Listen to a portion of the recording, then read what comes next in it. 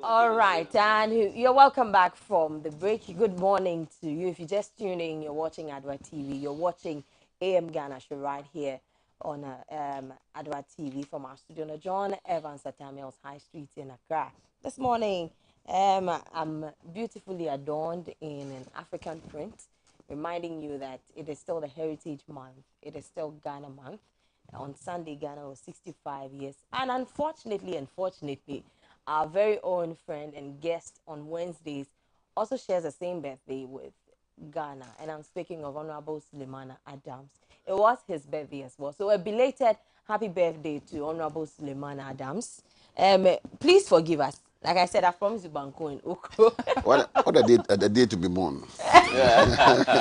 There's mischief in that lawyer. We'll come to that. There's mischief in that one. And so, like you rightly heard them, these are my gentlemen and guests for this morning's discussion. Lawyer Agbute and Honorable Sulemana Adams. We are going to speak on the robbery attacks on policemen. With what I was reading before we went on that quick break, and the bullion van attacks, and DCOP Kwesi Ofori has released some statements with regards to those who have been nabbed. And unfortunately and surprisingly, policemen were involved in these attacks. We're going to speak on that, and also the major one that the World Bank has said that Ghana is on a time bomb. Ghana's economic issue or situation is very, very critical. Well, there has been a lot of comments with regards to how the economy is faring. We can't borrow, we can't be on aid and whatever and all that. We can't go to IMF. That is what we are saying. But let's see how Ghana will be able to maneuver its way out to get to at least normalcy. And so these are the two things we'll be speaking of. Gentlemen, you're welcome. Thank you. Oh, lawyer, you didn't respond. Thank you. And I told you. No, cry. We I missed you last week anyway. I actually wanted him to respond first. Oh, but he did. Yes, so I responded second. Second, eh? I didn't want us to go simultaneously. Why? No. Like, They are now when I go to programs, then you see communicators are full of mischief. Of late, I don't know. even responding Hey. to Just greetings, Bala. This is just a mischief. greeting. Anyway, these are the two things we'll be speaking of, gentlemen. I hope we are all abreast with these two. But there's a story in here that we want to quickly run through in the Daily Guide newspaper, and then we'll go to the release as from the Ghana Police Service as well. And it says that bullion van robbers exposed the circumstances leading to the arrest of two rogue policemen allegedly involved in the series of robberies that rocked Accra last year is unraveling. The lead character has been identified as a police constable who goes by the name of Fusu and known by his colleagues as Pablo. Well, this morning, a friend or a colleague at work is telling me that most of them are criminals. Most of the policemen they get are criminals. And I don't know how true that is, but it will take a criminal to be able to nab a criminal.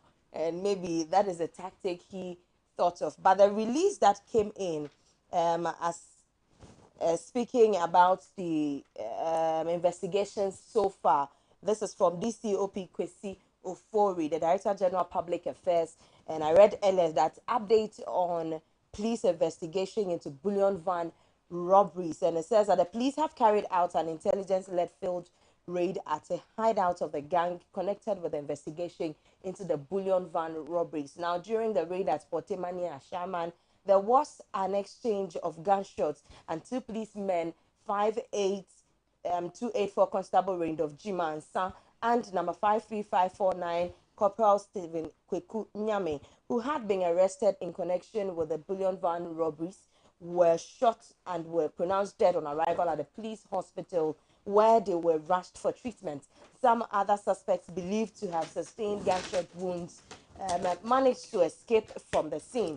Further investigations have led to the arrest of 5 other suspects, 4 of whom are policemen, and this is the worrying part of the whole release. This is the part that I find very, very worrying and devastating. We are pursuing 5 other civilian suspects who have gone into hiding.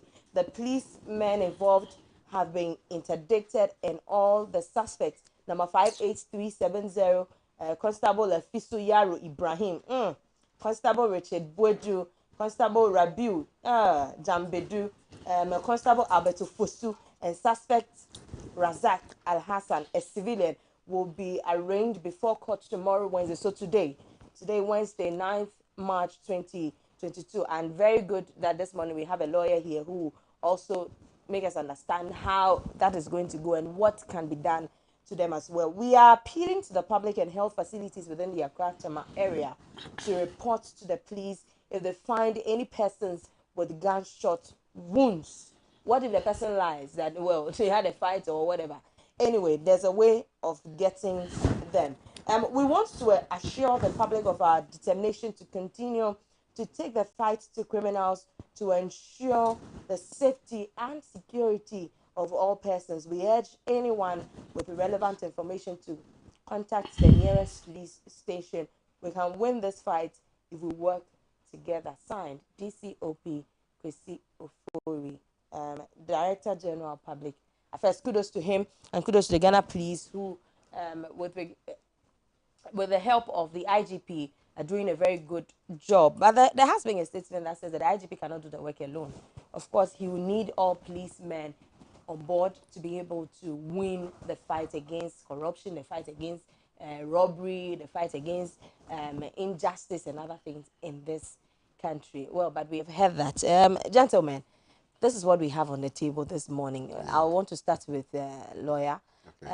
Lawyer, what does this mean? Looking at the caliber of issue we have on the table, where policemen who are supposed to secure our safety are rather being attacked by their fellow colleagues, taking their lives just because of money, the quest for money, the quest for wealth and riches. What does this mean to our safety, to our security in the country?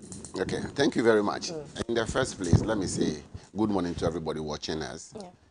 And let me also congratulate you, belated though, for the World Women's Day yesterday. Yeah, thank you. Is that right? Yes, yesterday. Without women, we wouldn't be here. Oh, of course, we bring you to the world. Yes, and then congratulations to my friend too. What a day to be born, on the 6th of March. Sure. Wow. I'll reserve the rest of the comments. I'll pass that after the program.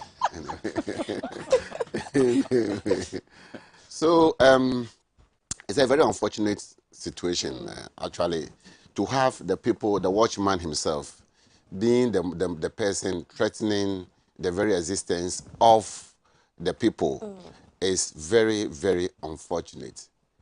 We have heard that some policemen are actually involved in this, but we did not think that they could come as a team, plan to do this.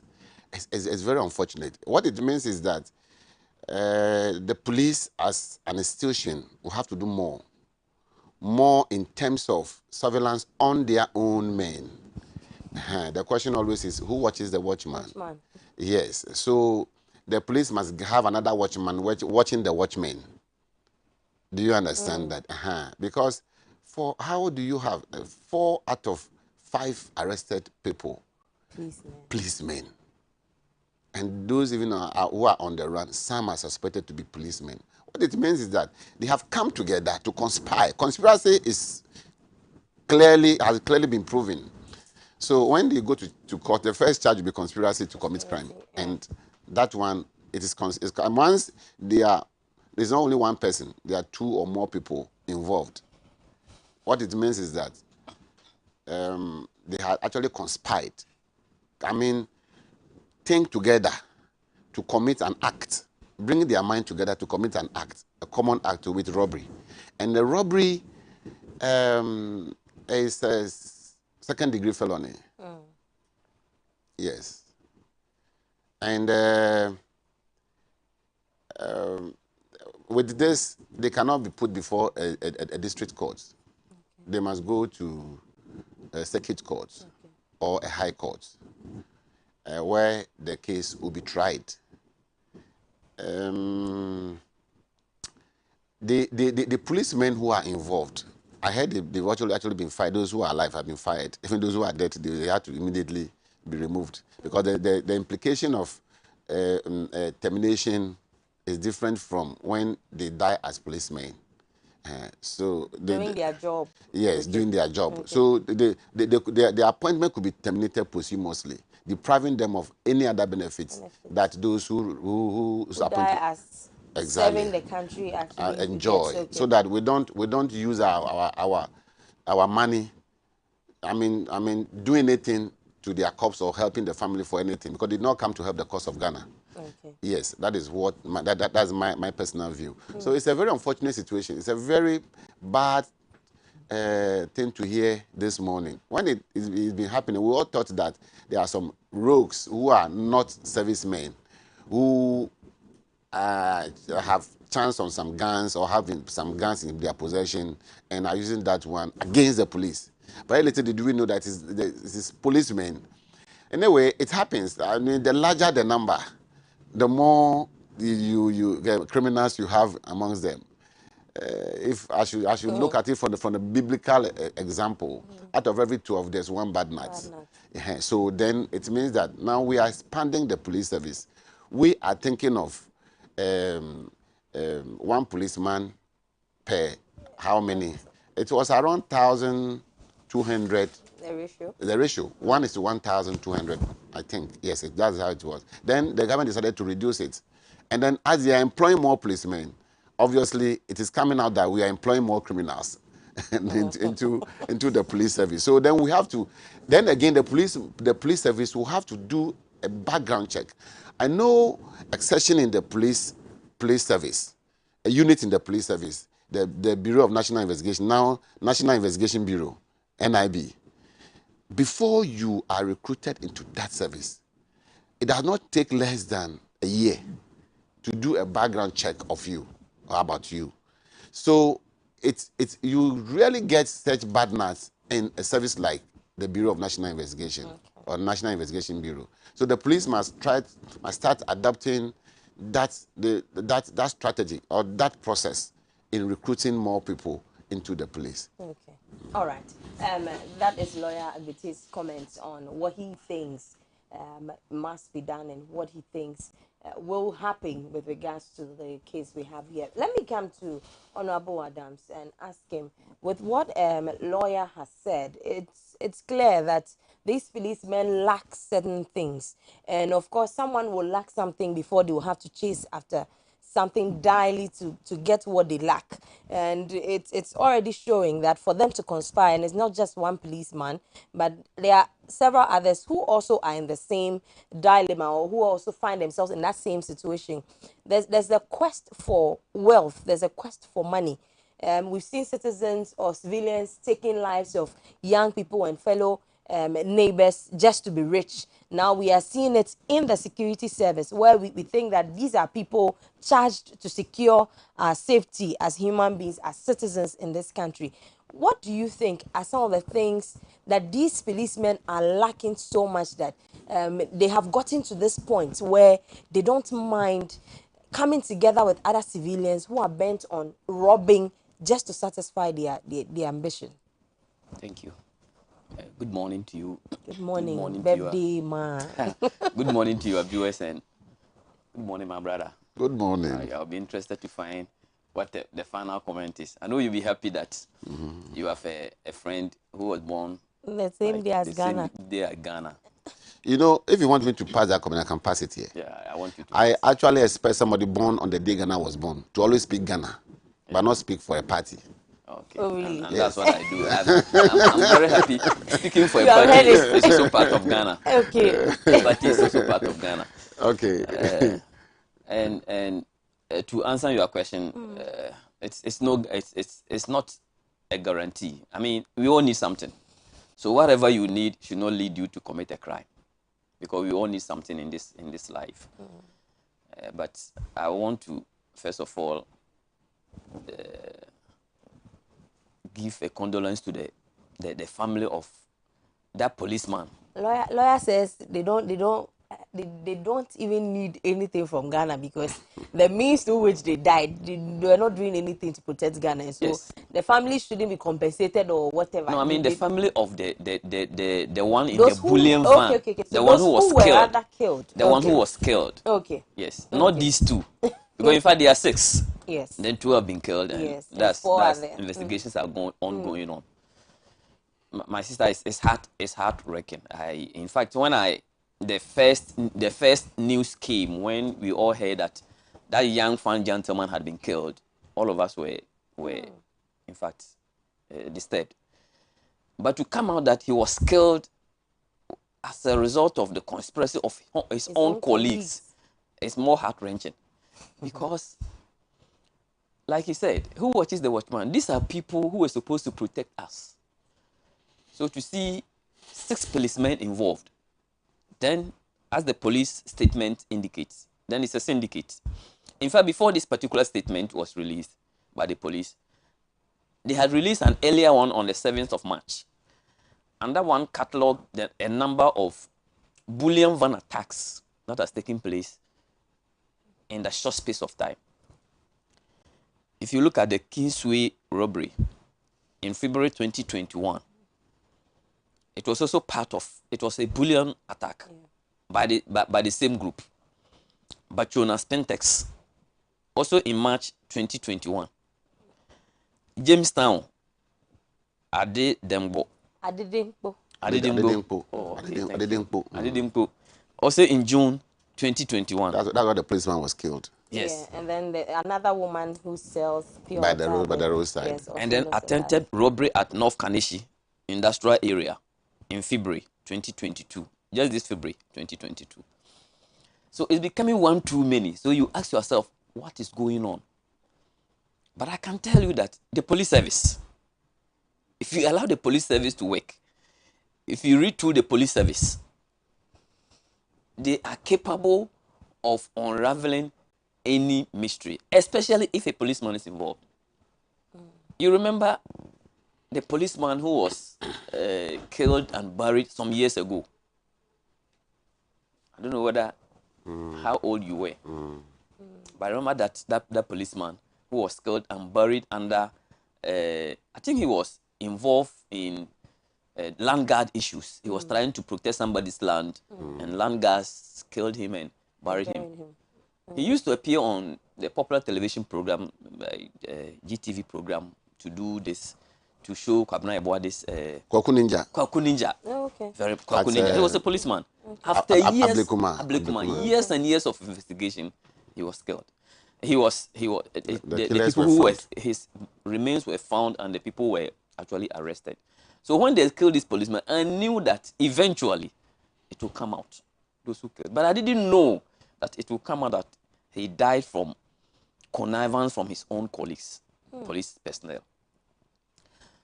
Like my brother said, it brings into question how we recruit our police service, our policemen, and the security services in general. I believe that we don't have any excuse whatsoever to have this number of miscreants in our service, because we have all the factors and the conditions to be able to do the right recruitment. Talk about the numbers. When the security services, the police, the fire service, the immigration service, all the armed forces, and then the prison service open nominations, try to recruit people, see the number of people who lined up. It's an opportunity. The number of applicants, the huge number of applicants, was an opportunity for us to do due diligence, because now you have a large pool to select from. But what do we see? What do we see from the selection criteria? How are the people selected? How come the security, who are supposed to be the intelligence agencies, refuse to do due diligence, and we have as many as 6 police personnel in one gang? This is what we have found. But the others that we have not found, we don't know. This is a gang. 6, as many as 6. How did we recruit these people? What due diligence did we do? Like he said, the Bureau of Investigations, now we call it NIB. Before you get in fact, they do due diligence. Yeah. I have a friend who actually was picked like that. Yes. And he didn't even know they were doing all. Yes, proper due diligence. They will go back to your primary school. Yes. So everybody who is linked to you, To you, will be contacted. you'll be contacted. Yeah. And they will go back to your academic record, your behavioral record, your track record, if you have any criminal, they will do all those things. Because you see, in psychology, we have something that we call historical determinism. I mentioned the last time. Your history will determine your behavior in the future. Because if you have history of bad behavior, we can't close our eyes and say, oh, this one he has reformed. There's no church in this. Even the churches that we go and say we are reformed, the opportunities have not presented themselves. If the same opportunities present themselves, human beings are more likely to behave the same they do. So they have to do due diligence. It's like you get into FBI or you get into CIA and they won't do proper checkup on you. It won't happen. I'm not saying that all the people in these services are angels, but as much as possible, for 99% of the time, we have to get it right. So for us to recruit people who end up being the cause of our death is damn serious. I commend the police for how far they have gotten. When I saw the initial message on the 7th, I was confused. Because I thought, oh, if you say you are doing investigations, why then release a statement? But then 3 days later, they released the full statement that detailed who have been captured, who have been killed. It is still vague. Chapter 2 of their statement, of the current statement that you read, is still vague. How did the engagement go? How did the police engage them to the extent that 2 have to die? Because for me, until proven guilty, you are innocent. You are not guilty. You are not guilty until a competent court of jurisdiction proves you guilty. So how I wish all the 6 are alive to be tried, so that we see their guilt or otherwise. Be it as it may, now we have a situation on our hands. It's then the reactionary measure. Now these are all reactionary.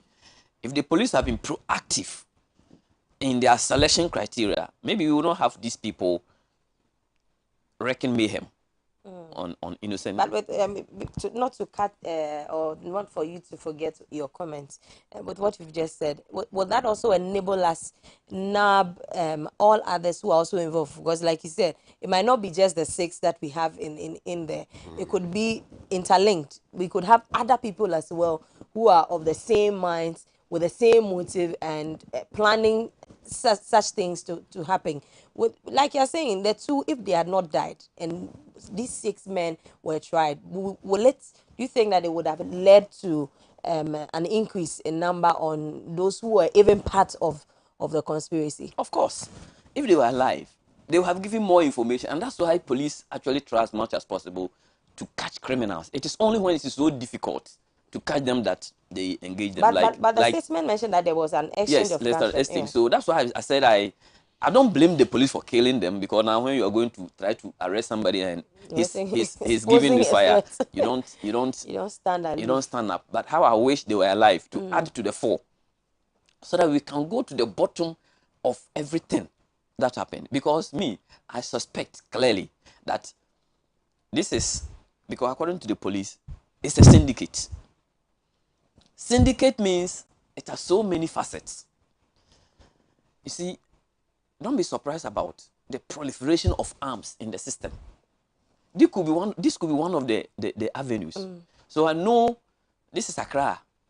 We don't know what is happening in Kumasi. There could be a syndicate in Kumasi, a syndicate in Sunyani, in Tamale, in Koforidua, in Ho. Lawyer, your hometown. There could be a syndicate there. Akachi. You see, so if we are able to deal with this, then the bottom line is the recruitment criteria. A lot of young men who are decent, who have the character, are on the street looking for these opportunities to enter the police service. They are not getting the opportunities. And then we give it to people who have questionable characters. They tend to rain mayhem on us. Any public office that you are holding, including the police service, the security services, the state must do background check on you. When you want to work in a bank, when you want to work in the financial sector, in the security sector, every sector that you want to work, this is a wake-up call for us to do background checks on people. How were they? How were they brought up? What are their circumstances? So that I'm not saying that if somebody was bad yesterday, he will be bad. But the possibility of the person being bad tomorrow is great. It's there for all of us to see. Unfortunate as it may, it has happened. We are just praying that the police will do the needful. They will do thorough investigation, put the people before the court, and let's see what will happen so that in the future, we don't go through the same processes again. The recruitment are ongoing. The military, their own, are still ongoing. Some are on The military training. still has theirs Yes, ongoing. it's ongoing. Okay. You know, it's a process. So some are even in training. Yes. Even for in that training, reason. immigration, fire service, they are all in training They are now. all training now. As I was coming, I met them. I met some of them on the Okay. streets around the Manet Street there, Okay, coming to okay. the beach road. I met some of them in training. It's an opportunity for them to, even under training, to go through, investigate. still Okay. investigate and find out who we are employing into our police service and the security. That's for the questions. We have a lot. We have a lot of questions to ask when it comes to security. The way we question the government on things we expected them to do is the same way we still question our security officers as well. And like my gentleman has said this morning, how do we recruit them? Do we do any due diligences on them before recruiting them? There are others who have the willpower, who also have what it takes to be good security officers. But well, the opportunity has just not come to them.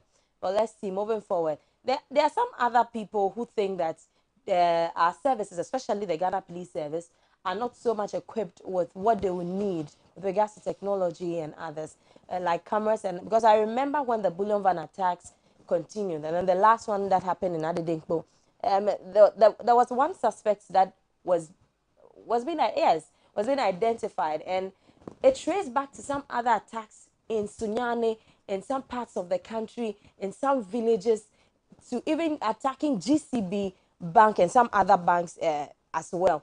And it only tells you that if the police was really equipped, maybe this would have been a very easier way to get hold of him and then all others who are suspects. But well, kudos to the police. We hope that, well, as investigations are still ongoing, we'll be able to get all others who are involved. And like Honorable Adam said, maybe if the two hadn't died, maybe they are the leaders, or they are the leaders of the gang. We might not know. And these four are only accomplices of it. But let's see how that goes, and we'll be able to get all who are involved. Our security is really, really shaking, and we'll have to look at that. Meanwhile, some other comments have come in, and the government is warning sternly that they will not take any comments on coups and others lightly. Well, since we have a lawyer here and also another lawmaker, well, we'll see how that goes to affect us and to affect us. Since we are speaking on security, then we'll later come on to deal with the substantive topic for today, which has to do with Ghana's economy. So, Lawyer Agbote, let me come to you with these comments that we have heard, that people are saying that with how the economy is going, and guys, it's likely a coup can happen and all others, and government's coming in strongly to warn on such comments. Do you think these words can go any further to harm our security? Oh, yes. As for the Constitution, we have all adopted this as our supreme law of the land. And any attempt to subvert the Constitution of Ghana, any attempt must be resisted fiercely. That is it. So if you are in a country where people think that times are hard, if times are hard, are you the only one facing it? And if times are hard, are you the only one living in Ghana? And if times are hard, are you the only one, do you own Ghana? Because we are all in it. Times are hard for all of us. So it does not give me the guarantee to pick up arms and say I'm overthrowing the country. What do we see when there's coup d'etat? Ghana's situation, we are where we are today, partly because of the numerous coup d'etats we had in the 60s and the 70s. God being so good, we have sailed through about 3 decades without a coup d'etat. So then why are we, what do we want to visit the dark days, the dark old days that we all do not want? Because, you know, there has never been a coup d'etat without excesses. If I say excesses, I mean the people involved. For instance, if there's a soldier in your area who was among those who have successfully embarked on the coup d'etat agenda. He can come back being the new leader, the new unsworn leader, unwanted leader, that the newly imposed leader. He can decide to come back to your area and kill about 10 people and go back. It happened in the days of our coup d'etats. They killed, I mean, indiscriminately, without fear of favor, and they will not be tried for anything. You understand that? Because they are in charge of the country. There is no law. At the time there's coup d'etat, there is no constitution. They suspend the constitution of Ghana. So everything comes to a standstill. And I don't think that we'll want to go back. So this coup mongering thing, I don't know where it's coming from. Actually, don't know. It is not good for us at all. And those who have experienced it, keep I mean, those who have recently experienced it, when you talk to them, they tell us that, Master, this coup d'etat thing you guys are joking with. We don't know the repercussion. We don't know the effect of it. We have suffered it in the neighboring countries where coups have happened. They are in Ghana. And when you talk to them, they warn you seriously that if there's a way people will stop this thing, stop it. Because coup mongering is not the best. There, worse, you cannot, actions in law, offenses that are committed by action could not be committed by words. If I say, if I say I will rob you, you understand that? You cannot try me for robbery. You can only try me for saying that I will rob you. Okay. Do you understand that? You can only try for me to saying that, or either I am planning to rob you, and you have to, so I have the intent to rob you. Okay. But you cannot go and try me for robbery. Because it hasn't happened yet. It has not happened because that offense is committed by an act. So then the worst you can do is to charge me with what you call inchoate offenses. Offenses that are not complete. Offenses that are part. Okay. They are partly committed offenses. You call it inchoate offenses. So you cannot charge me for for robbing you. So people think that, okay, I can just say I will stage a coup. If I say these are mere words, but we have forgotten about the effect that will have on other people. There are miscreants everywhere. There are bad nuts in the community all the time. Somebody has already been nursing that idea. So once you make a statement, you have fueled his enthusiasm and courage to embark on that mission.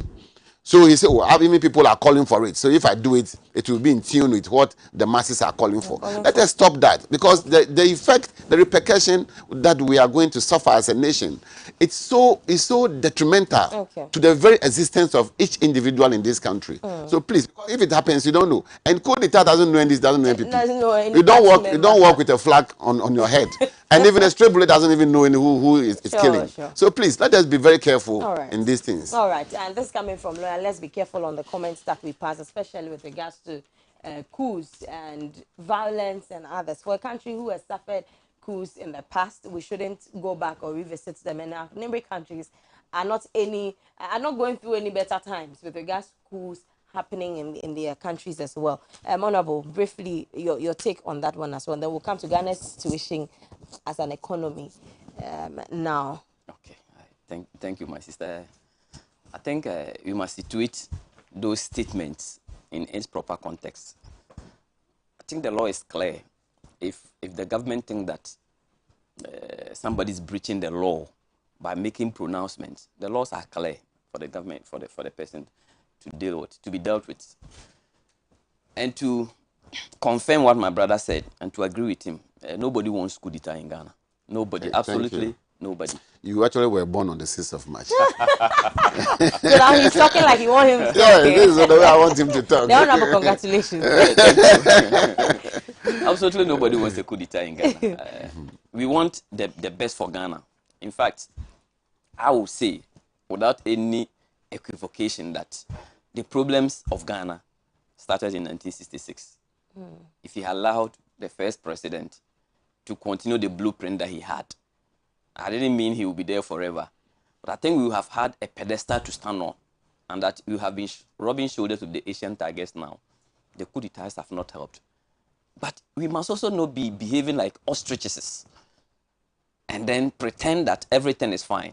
You see, for people with experience, for people with research knowledge, for people in academia, if they have not seen, they have read. If they have not read, they have researched into circumstances that brought us into those dark days. So if somebody sees those circumstances and warn you that these are the things that we saw and that led to this, so let's solve this, let's do this, in order not to fall into this, that person is rather than helping you. That person is not a warmonger. He's the one trying to prompt you. Because you see, what was the theme for the 6th March? He said, coming together and bouncing back together. We must bounce back together. It is not always rosy.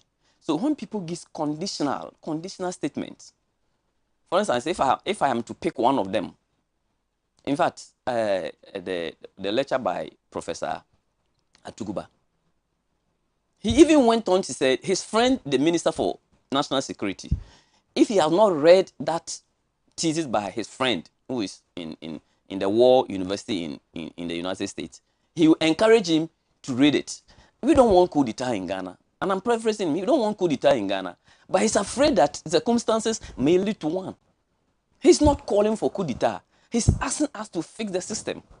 So all of us are thinking from the same thing, but we have picked different directions. But I stand to lose my position if there's a coup d'etat. So why should I preach coup d'etat?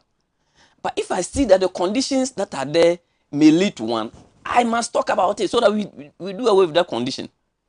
We can't have the two at the same time. So for me, if somebody makes categorical statement that he's calling for a coup d'etat in Ghana, and in fact, you remember very well that, you see, and I like the statement by my good friend, words and action, they are not the same in law. Don't say you have said it so you do it. If you do it, that's the act. But if you say it, they are two different things. So if you want to try somebody for what he has said, it will be on a different charge than the person who has actually done it. That is a first-degree felony. Okay. If you try to conduct a coup d'etat, that's a first-degree felony. This is not the first time we are hearing these words. But if the government becomes fixated with these things, and yes, the national security things must work. We must all be decorous. Like a minister, a member of parliament said, I am calling for a coup d'etat. I am calling for us to kill these people, kill these people. You remember that statement? I am calling for a coup d'etat. When he was sent to the court said that he did not have the capacity. He as a member of parliament, though, he did not have the capacity. And that he did what he meant to say, he could not have the capacity to do it. Okay. That was a very serious statement than the academic essay that the professor said it. Be it as it may, we have decided to put a stop to coup d'etats in Ghana. And it should end. Nobody should ever attempt or dream of bringing a coup d'etat. In fact, we in the NDC, we are waiting. This is one more. We are waiting for the 2 more to finish, the 3 more to finish, and the 4 more to finish, so that we will kick lawyer and his party out. Well, but this is through the democratically in your wildest in dreams. their wildest dreams. Honorable, they said in your wildest dreams. Oh no, but with your comments, Honorable, and what lawyer also mentioned, this is a clear indication of how we are not comfortable with the economy. How the economy is not so conducive for us anymore as citizens, as Ghanaians, and even government has really agreed to the fact that we are not doing well. And of course, that is why they are pushing very hard for the e-levy to be able to go through to get the monies that we need as a country to fix certain things. Well, the World Bank has now said that Ghana's economic situation is very serious. And I don't know any other word bigger to explain serious, if not the same word, serious. As a lawmaker, and as you are still on your comments, I want you to touch on that. This has given us a clear indication that the economy is in shambles. It is going down gradually. And if an economy is not so strong, all these facets where security, education, health, and other systems that are supposed to make a country or an economy stronger, we don't have it. And so a lot of questions and holes in these aspects of the economy. Would you agree with the World Bank on this statement, or you think otherwise? Thank you, my sister. I think even before I ended, one of the things that I actually wanted to conclude on was the workings of the whole constitution itself. The whole constitution itself is like a jigsaw. It's like a puzzle. We have parts that must all work. From the first topic that we discussed, the police issue, to this second topic that we just finished about the mention of coup d'etat and the rest, all come back to the whole constitution working. The law system, the police, the prosecutorial system being in tandem with the justice delivery system. If everybody sees that there's justice and that the law courts are there for everybody to enter and that you are going to get the justice that you deserve, I think these things will be nipped in the bud, including the police issues. Because you see, you mentioned about somebody being involved in a robbery in Sunyani, being involved somewhere and being caught here again. Sometimes you send them to court, the prosecutors will do their part. Before you realize they are still on the streets, and then they go back to do the same thing. So I think if our constitution is to work in unison, I think we have the beautiful constitution that can sustain us for a long time. But the challenge has been the inability of actors in the constitution to do what is expected of them. Is that to say the constitution is responsible for our bad economy? It's not the constitution that's responsible. It's the people who are supposed to implement the constitution who are responsible. But we are acting by what the constitution says. No, people are not acting by what the constitution is saying. Some people who are supposed to act are not acting. It's the reason why the police will do their work, catch a criminal, bring him to the justice delivery system, but the mechanics of the system will let that criminal come out again and commit the same offense again. So it is not, the law is there, but it is who to apply the law rightly. That is what I'm talking about. And then back to your current topic about the economy and the World Bank. You know, we came here about 3 weeks ago, and I spoke about the fact that we don't need Fitch and Moody, if you remember that statement, to tell us the state of our economy. In fact, around that time, I also released a statement. I mentioned a statement that was released by former President Mahama when he diagnosed the economy, and the topic was the crisis-ridden economy. Fix the crisis-ridden economy. When he said that, people said it is an effusion of an opposition leader. Of course. Was that not the case? So, because he's in opposition, so you are better. It is an effusion of a disillusioned opposition leader. Okay, so now you see the topic. World Bank described Ghana's economic situation as serious. This is the statement of a disillusioned opposition leader. This one, the World Bank statement. How different is the World Bank statement from crisis-ridden economy, christened by President Mahama, and then we are in a serious economic situation as serious? How different are they? They are the same thing, and all of us know it. You know it, I know it, he knows it. But there are some Ghanaians who do not know. The yes, Ghanaian and does not know. That is the reason why the World Bank is telling the government and the president to be honest with us.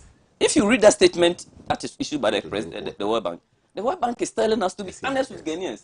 The president to be honest with Ghanaians and tell us, he said, they will release their part, but it is not everybody who knows the thing. So the government must be telling us the Ghanaians. Until last week, when they went for one of their town hall meetings in Wa, when the finance minister said the reality is that there is no money.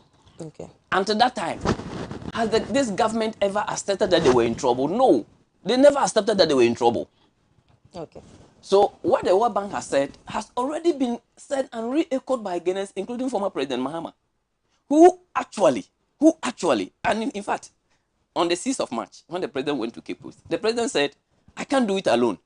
Help me to fix it. This is a stark variation from the statement that he made when he said, I will fix Ghana in 18 months.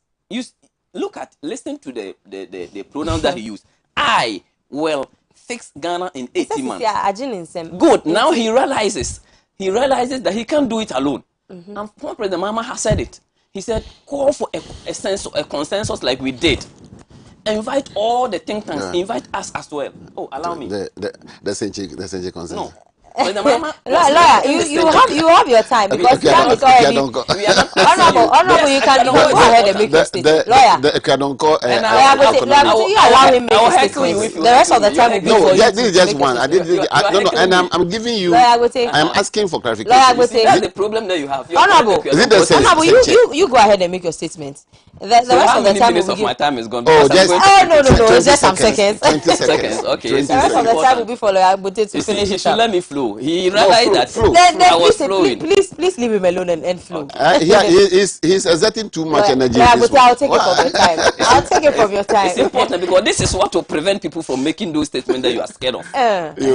This what we are doing, the diagnosis that we are giving, the acceptance that is coming, that is what will make people stop giving statement that my friend and his party are scared of.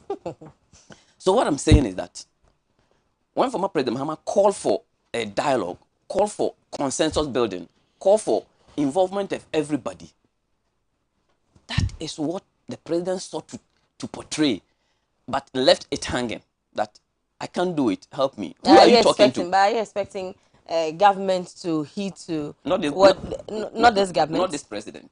Exactly, and so Mahama would have just said it in vain. Not this president, because you see, when we call for the Senchi dialogue, we invited all political parties. In fact, my friend, his party, the MPP, issued a fiat warning their members not to come, and that if you go there, there will be sanctions. Where was that stated? They issued a statement. Ask him, he knows it. They boycott, they refused to go. It was based on that Senchi consensus that we had the homegrown policies that we sent to IMF, who did not even ask anything or deduct anything. That was followed for us to have the fiscal consolidation that led to 8% growth in 2017 that they boast of. Okay. So what we are saying is that what the World Bank is saying is nothing new. In fact, what is new is that World Bank, they are always diplomatic. They are always diplomatic. IMF, World Bank don't usually come in to give this kind of, but for them to come out with this statement, tell us where we've gotten to. We've gotten to a crisis point. So when the former President Mahama said, this is a crisis-ridden economy, ask for help, open up, let us help you. What you are running to come and fix, we hope that when you come, you fix it easily. And but when are they coming? But they are saying, they are hoping. But you know it. Thank you very much. Of course, that will end. Unfortunately, Honorable, that will be your last statement on this because time is on our side. Okay.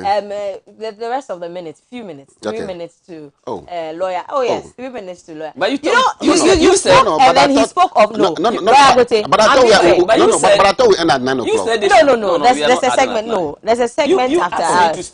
Okay, then it's okay. So he spoke on a particular topic, and then we came into the World Bank. We came with the World Bank issue. So 3 minutes for lawyer. He actually dwelled too much on that topic. Which one? That's where the coup matter. Yes. Okay. Because you are scared of coup. That's why I'm telling you that. All right, so lawyer, you can have your say on this. So about this economic thing. In fact, let me make this statement. Nobody, including me, the last time I was here, the first time I met him, I said admittedly that the country was or is having problems. Yes, you did. Times are hard. The people are struggling to make ends meet. That one is a fact. Yeah. Then you look at what is the cause of it.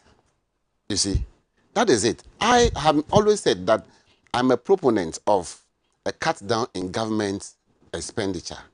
I believe that Article 71 holders, including my honorable here, are taking too much from the government. The president, the ministers, the presidential staffers, they are taking too much from the government. Article 71 did not fix a minimum level from which they should take off. It didn't. It is the commission that started it. Or whatever. So, I mean, the committee or whatever that started it. So, they can review that downwards. Review does not always mean going up. You understand that? They should, you see, leadership is the cause. And any other thing is the effect. So, if we want the people to sacrifice, start sacrificing for the people to see that you are sacrificing, then we all go along with you. But when you are not sacrificing, you're asking them to sacrifice, then the agitation starts. That is where the problem is. But the statement by Pierre Laporte, he's a French national, so Laporte is a door. So Peter Dor. The statement by Peter Dor. Peter Dor. Pierre Laporte. Peter Dor. Laporte is Dor. I speak It's some. okay. I speak some volume of French. All right. It's a little unfortunate. Okay. We admit that times are hard, but to say that our system is so serious and we have to be open to the people for that matter. You are from France, and COVID-19, the effect on your home country was a growth of negative 7.9 in 2020. But are they? Yes, but Ghana managed a growth of 0.4 positive, not in the negative. How does it affect You understand that? So you should know that the effect of COVID-19, it's so much on the nations, and for that is the reason why we are here. And he's a World Bank representative, so he must not lose sight of the fact that the monies we borrow from them, we use about 40% of them of that money to service the debt that they have. The money they are giving us to service our debt. So we take money. I'm coming. Let me make, because I don't have time. So please don't interrupt. I'm not saying anything. We take money from them and we use portion of the money to service the debt, and the debt is still sitting down there. So why, if he has any interest in Ghana, if he actually mean well for Ghana, why wouldn't they say that, okay, because the times we are in serious times, or the economy is in a serious situation, we are exempting you from servicing your debt for even 6 months, to give you some relief. Why is he coming to rather they repeat the problems we are already facing? Because he is not facing it more than me. But his comments will not aggravate our situation. No, his comments. Have you seen the strength? Have you seen the strength his comments has given my friend this morning? Is that what you have not seen it? He's painting the gloomy picture. He's painting the gloomy picture. But the picture is gloomy. Oh no, the picture is not as gloomy as he's thinking about. And I'm saying that, and then he also made the statement that we should be plain to the people. Yes. You understand But that? don't you think as if government is hiding so much. Yes. But Is that not fair? no, what are we hiding? Ghanaians are feeling it. So what have you said about the economy? They know the intensity. You see? Oh, he has even said it. He said the Minister for Finance admitted it. He has said it. The reality that there's no and then Anado himself has also admitted it. I mean, I don't have time to go into those, so admitted it. Let me just allow me to make my point. Yeah, you are making. You understand that? So we all know that until this is an economy that grew in 2016, grew by 6.51%. Ghana's economy. So if you are insinuating that even prior to COVID-19, the economy was having problems, yes. And the economy that was having problems grew by 6.51% in 2009, and then that same economy reduced to 0.4%. What is the cause of it? It's not COVID-19 that caused it, and your country grew into the negative over 7 point something. So you must. No, I'm not coming down. I'm not coming down. No, where I am, let me be here. You understand? I'm not coming down. So you must not make such comment to denigrate the effort we are to let me say, to take the shine out of the effort we are making. Is there any shine? To recover. Yes, if a World Bank representative has made such a comment about Ghana, what do you think the effect will be? There are other people who are interested in Ghana's economy. Just came in, but already, it is unfortunate. Like you rightly said, the World Bank was supposed to have been a bit diplomatic, but not to go on not to go on air and say that Ghana's situation is so serious and government must be plain to the people. What do you mean by that? But it was in a capacity as World Bank and not as a country. Like you are relating to. Oh, they don't see. Their problem is that Ghana is refusing to go to IMF for bailouts. And we have seen the effect of the bailouts. It did not earn us anything. When the how do you call it, the Senche, whatever took us to IMF, we got, how much did you get? Only $1 billion. Only $1 billion. It even came in tranches, $330 million a year. For 3 years, it didn't even reach 1 billion. So we everything about them. No, that aside, they gave us conditionalities that restrained government admission and employment by for over 3 years. We were not employing anybody. People had finished. Allow me to make my point, please. People had finished the university, they were in the house, they did not, government couldn't employ them. Government saw the need to employ the people, but because they had tied our hands behind us, we did not have that capacity to employ the people. but and unemployment rate has, and I mean, rose to the highest level at the time. Is that what we want? We are not going to IMF. We want a homegrown But solution. we are That is not why we are IMF. bringing e-levy. When we pay e-levy, we'll get more than $1 billion a year. And for 3 years, we would have gotten into so many billions of cities. So that thing they are doing, they should stop doing Well said. that kind But lawyer, we are not with IMF. the politics they are doing. Unemployment is still up there. Oh no, but it is minimal. Don't speak about not service, minimal. the service recruitment. It's Check the Lawyer, service. don't speak about the I have service checked recruitment. it. I have Check checked it. I have No. checked it. Check At your point. and check this I- time. two It's ta- even worse in your time. No. It is not that. Go That is and not check true. the current The rate this year will be 6%. Your time it was 9.3. Then you people were saying that 12 point Very something, well. and we were saying that is that established. Hold on, please hold on. That is established. But if you are saying that that because is we not were true. if you are saying that because we were with the IMF, we're not employing. Yes. That has been established, and we Yes. know that. Yes. Now we are not with the IMF. You promised to employ. How many have we employed? Looking at the percentage that we had when we were with the IMF, and we had conditionalities of not employing. Now we are not with the IMF. We have the liberty to employ, and like your government promised, they were to employ. Don't speak about the services because it just came in. Don't speak about that because it is with why time. won't I service about No, because your about- promises. Everybody- No, Why don't won't speak about I? the services. Every year we Speak have been about the recruiting. other From ones. the Don't time speak we about have been NAFO. recruiting. Don't speak about Yes, NAFO of course. as well. When was the last time you advertised that you were Because recruiting? unemployment We have been is still recruiting the every issue year. we have Yeah, now, we and have that's why been we are recruiting seeing every robbery year. cases When go was the up. last I did not say. I said we have been recruiting Ghanaians every year. Well, will you end on that one? Then I'll come back quickly to. No, but he is the one interjecting. He is the one heckling. No, but you are still making your point, and you are very firm on it. you also came. Unlike him, he gets quiet for you to make. Yeah, and he was asking that I come down. I won't come down. I'll still be here. So you can Because- finish on your comments, and then you come in.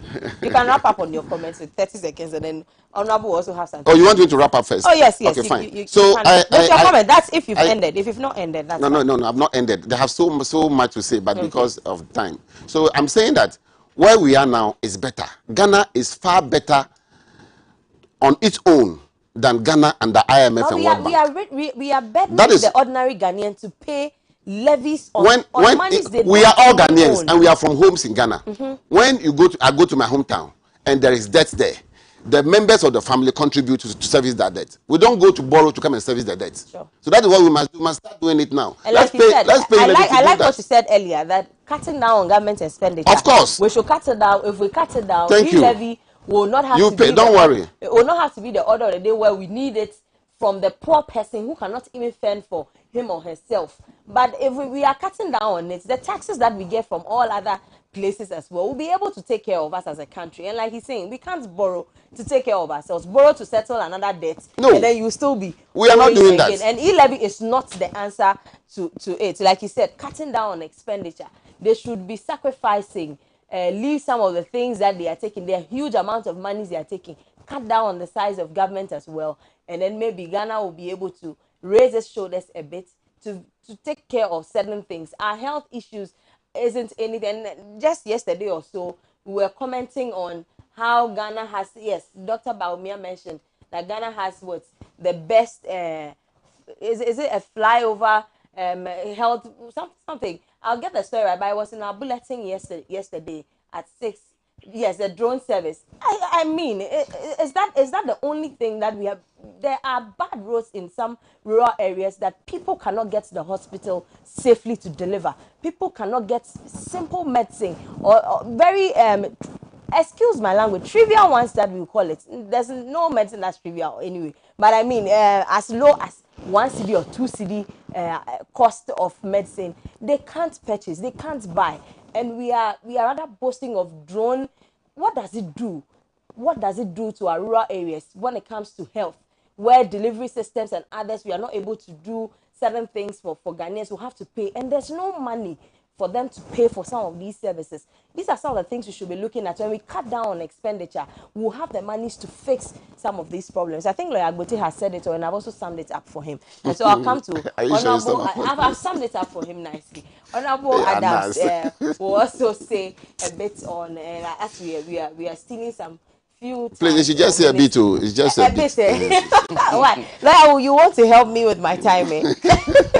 I don't know why lawyer doesn't want me to talk. But to sum up, when I go to my village and the family, like he said, and there's a debt, and it's good debt, all of us will pay. But if I go and the head of the family took money, spent lavishly, and asked us to pay, we won't pay because he spent it lavishly. And also to tell my brother that in economics, international financial economics, there is no remarking. It is not WASI where you go for remarking. So that when Fitch and Moody gives you, then the government will write to them and say, we are not comfortable with where you have put us. No, there is no remarking. The only remarking in international finance is to go back and face the fundamentals. If the debt was not good, then what you also did, the money borrowed was also not the good debt. You borrowed the money, you took from 9 billion to about 120 billion. And then you are taking from 120 billion to of course, percentage-wise, you took more than we took. How many have you added? So please, but you said the debt is a bad debt. So if I were you, I would take note of what he's saying, and then I'll give you time. When he finishes, that is the end. I'll give you time. This government is not the one to talk about debt. You know, they have stopped talking about debt. Thank you. They have stopped talking about corruption. No. You are not to talk about debt. No. Because you take it from 120 billion to 348 You took it from 9 to 120. Hey, You didn't take it from 9. you are going. You took it from 9 billion to 120. Yes, in 8 years. In 8 years, and that is about 1 point. Lawyers sound down. You see, because he doesn't want me to talk. So that Honorable can have his time. Yes. Then I'll give him time to speak. But if that is not happening, of course, please take lawyer sound out when it's time for him to speak. He can come in and speak. So what I'm saying is that in international financial market, there is no remarking. They are asking for remarking, and that when World Bank has also issued a statement, the president say we are in hard times. The finance minister said there is no money. In fact, the former president rightly said it's a crisis-ridden economy. Okay. So if the World Bank say our situation is serious, what else do you want the World Bank to say? And it's asking you to be transparent with your own citizens. So in summing up, what I want to say is that it's like you have buckets of water that is leaking. The solution is to plug the leakage. The solution is not to fetch more water into the bucket. Because the more you fetch more water and you leave the leakages there, it is going to leak. You will be doing nothing. So the solution is not to bring another item on revenue mobilization. The solution is the reckless, profligate expenditure that we have been doing. And yesterday, what happened? Why did the president go to? You are saying talking. Why did the Next time. Yes. I promised you time, right? Why did the president go to Dubai with a commercial jet? And he's advertising Ghana seriously. So why did he go there with commercial jet? Why didn't you go with his rented $14,000 an hour jet? Aren't you happy about it? Yes, Ghanaians should be happy. We are very happy that is, but it is better late. It is too late. No, not better. It is too late in the day. You are just going to Yes, reiterate the words are better late No, than never. it And is of too course, late that's in what the has day. been done. It is too late in the day because he has already recklessly spent these monies, and that is the money that we are not prepared to come and pay through the e-levy because the bucket itself is leaking, and that the more water we fetch in, the more it's going to leak. And so these are your ending comments, I guess. Yes. All right. My producer tells me that I still have some time. Yes. Then we share that time. Hey. So the time that is left, we'll see how we are going to go. But I am the one giving the time, Okay, and so I hear. they'll be at my mercy. Okay, I hear. And No Lawyer problem. Agbote will not take anybody's time. And I promised him some time. And so Lawyer Agbote, over to you. But you make it look like I'm the only one who takes it. He's No, you don't. You But have you always do been it a lot. targeting. Anyway, so you I'm giving you time. Because he has assumed a very calm demeanor, so you think that he's not doing it. He's doing it. No, but it is evident. We cannot see just and as hear I'm him also doing. clearly. So- The viewers are watching. So you see, the debt we are talking about is not the debt that MPP alone has contracted. This is the summation of all the debts Ghana has accumulated over the years. And I'm saying that the problem lies mainly with the World Bank and the IMF, who have bedeviled us with this debt servicing thing. You are giving us money to grow our economy, and you end up taking so much money from us. At a time, the percentage of the money that we generate in Ghana was not enough to meet our normal expenditure and then service your debt. So we have gotten to an era where we borrow from here to service the debt from the same people who are giving us the money. But it's not free. But you see, it's not. I don't want. I am a Pan-Africanist. I'm a typical Pan-Africanist, so I don't want to make certain comments here because this is a political platform. So, did I not lie in the mouth of a World Bank representative to be talking to Ghanaians? and telling government that government should be transparent to. There's no life in the mouth of the World Bank. The World Bank speaks to Ghanaian through the governments.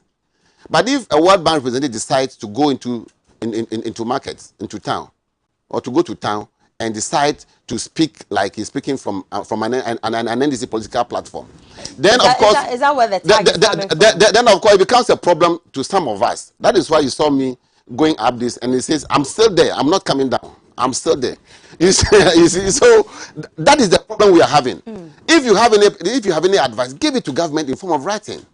Do you understand that? You don't go to a program and then try to say some of these things. Is that the problem the government has? Is that the problem? For me, for me, it to be said outrightly to the public. See, is that the problem? He is giving Ghana a very bad image and a very gloomy image. It is the image as it is. And no, it is the image as it is.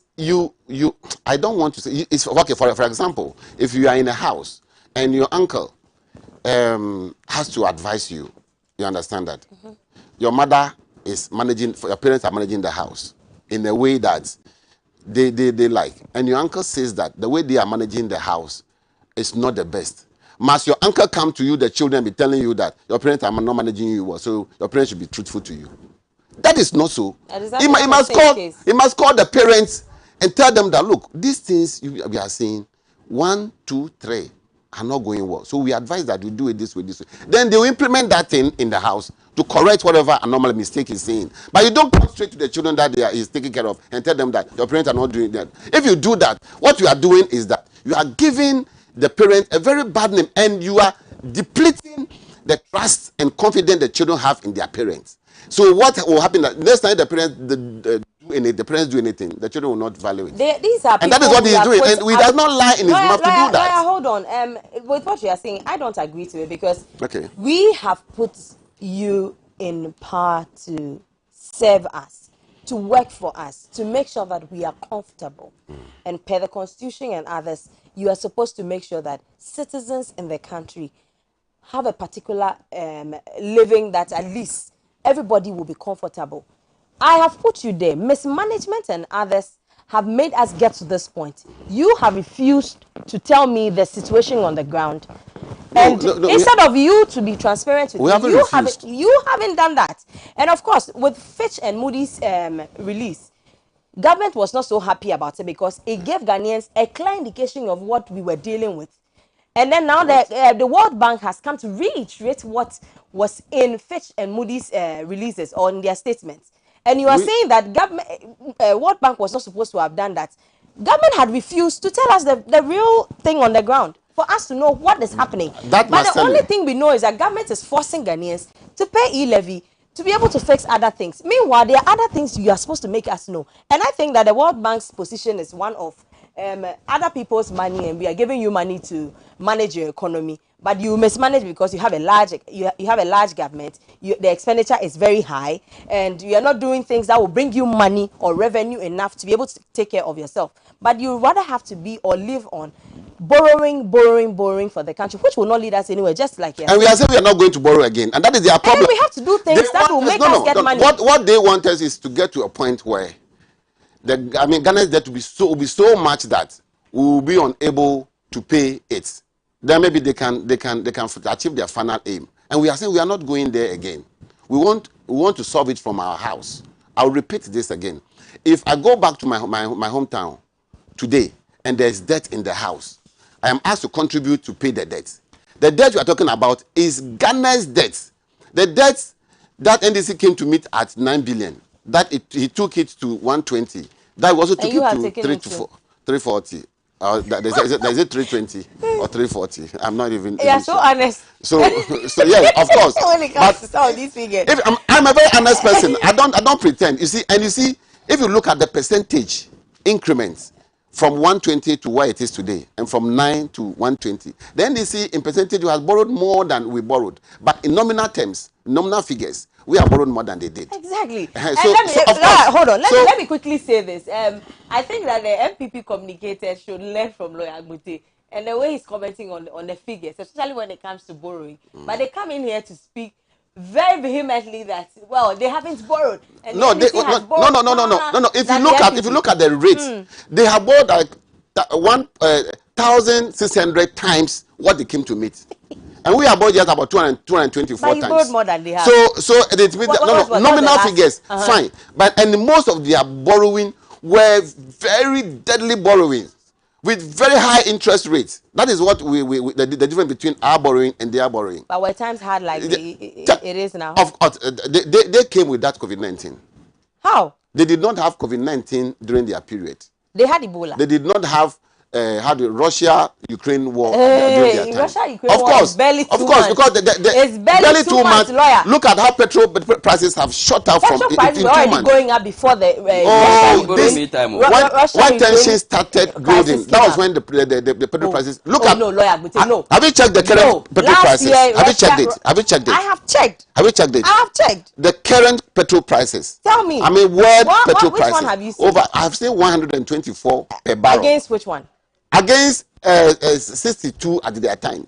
62, and we are talking about your time. You understand? You promised that you were going to reduce them. We don't have control. We don't have control. We don't have control over what happens in the world.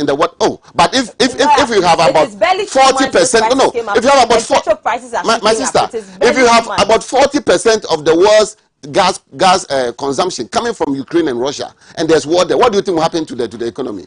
Fair deal. The economy is worldwide. We are not saying it's not going to happen. You understand? That is why you see increment, and it is not only Ghana that there's increment. There's increment all over. There's in UK. There's increment. In US there's increment. You understand that? So please let us be Ghanaian.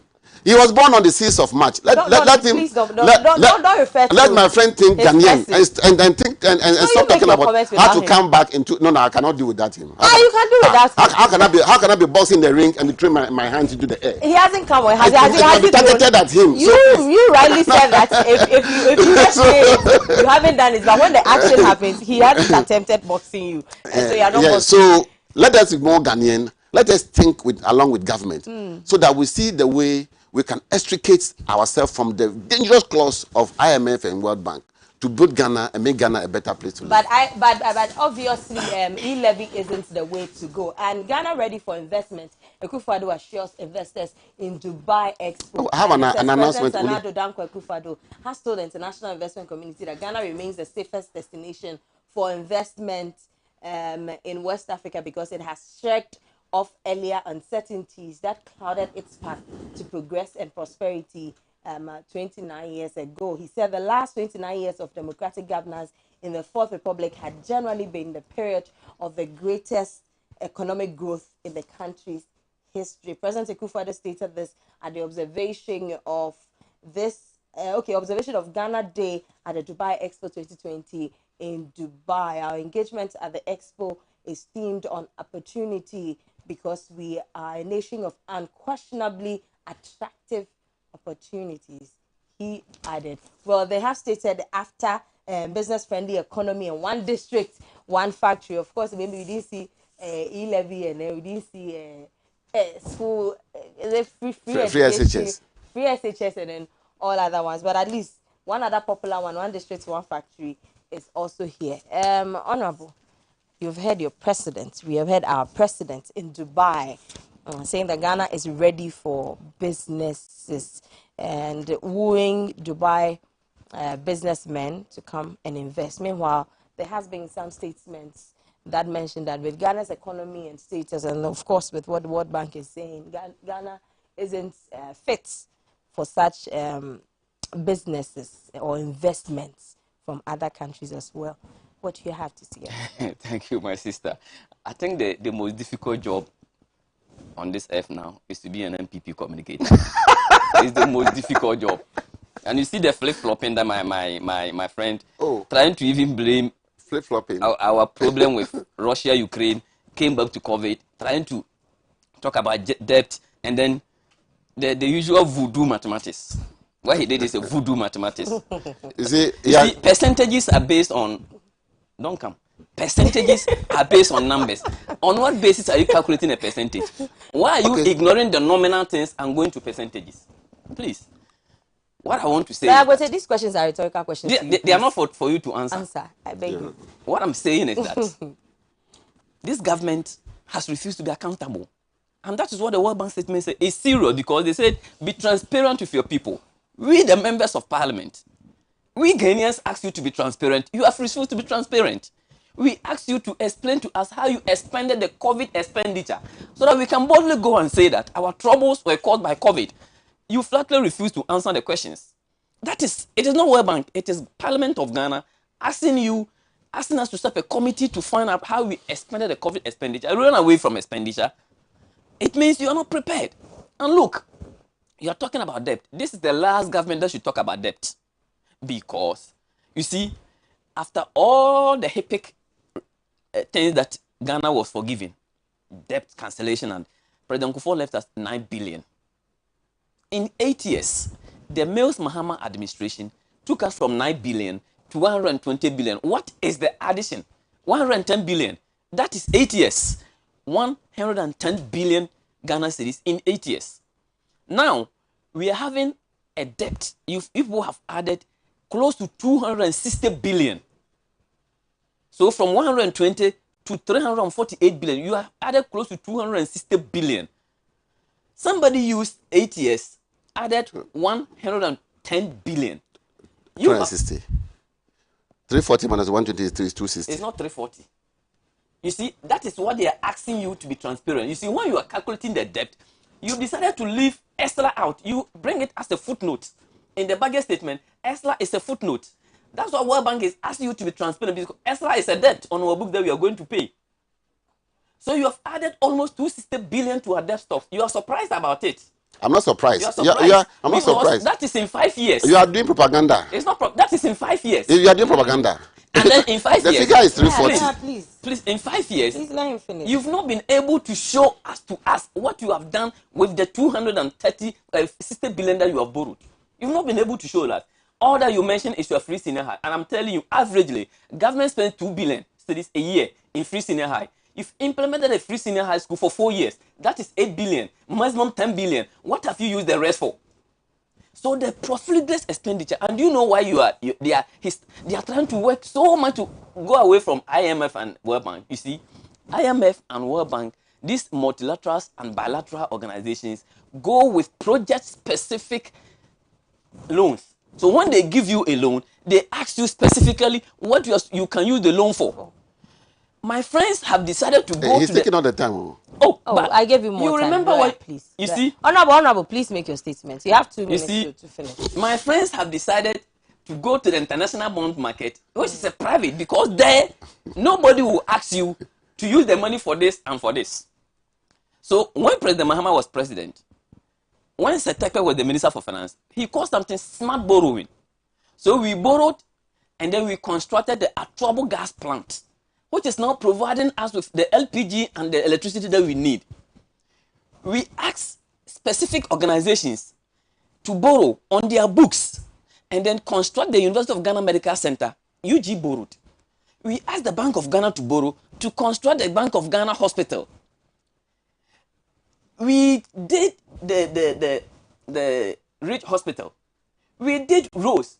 We built community-day senior high schools. With the smart borrowing that we did, the 110 billion, including the Pokuasi interchange. 30 seconds. So what we are saying is that your government has come, collected 20 billion in oil revenue, collected 167 billion in tax revenue, collected over 230 billion in loans, to the amount of 419 billion in 5 years, but nothing to show. Now you are asking us to top up for you, where you have not been able to account for the rest. So all that the World Bank is saying is to restate the obvious. Ghana is in a mess. Stated by President Mahama, stated by the World Bank, stated by even the finance minister. He said that the reality is that there is no money. And absolutely, the money that we have been consumed, have been squandered, and have been misapplied. All right. And on the basis of misapplication and much borrowing, let me also inform you that as of September 2021, our debt stock was 341. But not 380. Billion. And then also 5.9 billion additional debt added up. And this made it 400.8 billion as at the time This was in 2021 No. November. No. This was in 2021 November, and so it is more because November. we've already hit No, November. no. This is You November said 2021. 341 Yeah. plus 5 and plus 5. It should be 346. 346. Yes. Sorry, thank you Not very much. 400. So 346. let him do the calculation. 346. Subtract Yes. it from Yes, 120. sorry. Subtract that I'm 346. coming. I beg I'm you. coming. 346. This is where time will allow us Oh. to end on. I have- No, I gave you so much time. No. I have an That's announcement to make. I'm bereaved. If you do not allow me, fine. If you allow me, fine. Okay. I've lost my senior brother. Oh, okay. Now without him now, I become the senior most in the family. Hey. Very unfortunate situation. Very fortunate. Because Plenty he responsibilities on your hands. was the head that actually wore the cap of troubles. So now you are going to now take that. everything is coming over my head, and I'm having my first my 1 week at Ekufo Kudiania Bojuase Okay. in the central region this Saturday. This Saturday. So I'm inviting friends Okay. and sympathizers. All right. But it's unfortunate it did not make me react to this. No, because I gave you all the time. After the bereavement Thank and you the very controversy much. that we are They getting- asked you about Nana, those comments in Dubai, and then you were talking about that. It's Oh, no. okay. Nana, Thank those you very comments much. in Dubai Please, are you can based on the sound guy. You fundamentals. can If the do the fundamentals are weak, needful you can go and to do their all the sound. things. And thank you very much. But these are my guests for today, lawyer Agbute, speaking for the MPP, and then also Honorable Sulemana Adams, MP for Tyne constituency. Thank you very much, gentlemen, for coming. You look very good as well. But we are still in the Ghana month, and like you can see me, my African print, I look very Ghanaian today. And so we are reiterating, and we are all asking everybody to do Ghana, speak Ghana, eat Ghana, do everything Ghana. My name is Anastasia, but we will see you same time tomorrow. But until then, do enjoy the rest of our programs and have a good day. Thanks for watching.